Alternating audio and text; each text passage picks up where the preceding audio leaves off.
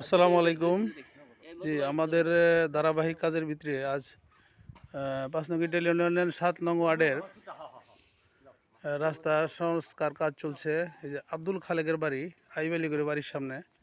এখানে খুবই প্রচণ্ড ছিল আর কি, মানুষ হাইটাও যেতে পারতো না।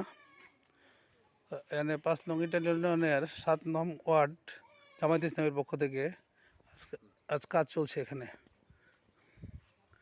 সামনে আছে আরও আমাদের আশেক ভাই আছে, ওই যে আছে সিদ্দিক মামা আছে, ওই যে সোরাব মামা আছে, আরও কিছু লোকজন ওইদিকে কাজ করতেছে, রাস্তার ওইদিকে।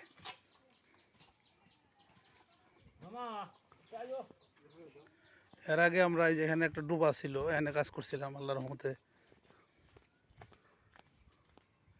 এই জায়গাতে একটা ডুবা ছিল,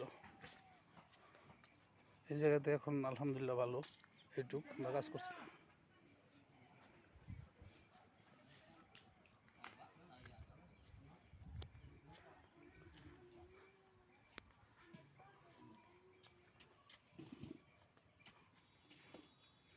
এই রাস্তাটা হচ্ছে দাখিল মাদ্রাসা থেকে সমীরউদ্দিন দাখিল মাদ্রাসা থেকে খামার পর্যন্ত। খুবই প্রচণ্ড খারাপ রাস্তা, কাঁচা রাস্তা। বর্ষাকালে দিক দিয়ে মানে পায়ে চলা পথ তো সমস্যা হয়, পায়ে চলারও সমস্যা হয়।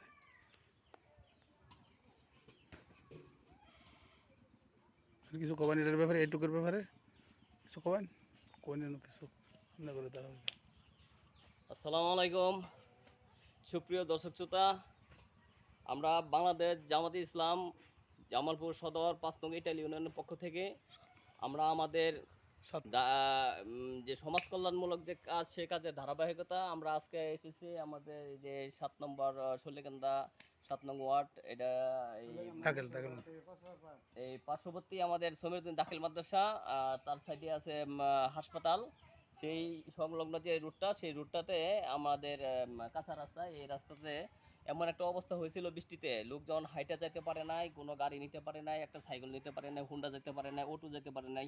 এমন একটা কঠিন অবস্থা ছিল এই রাস্তায়, মানুষ এমন একটা দুর্ভোগের অবস্থার ভিতরে পড়ে গেছিল।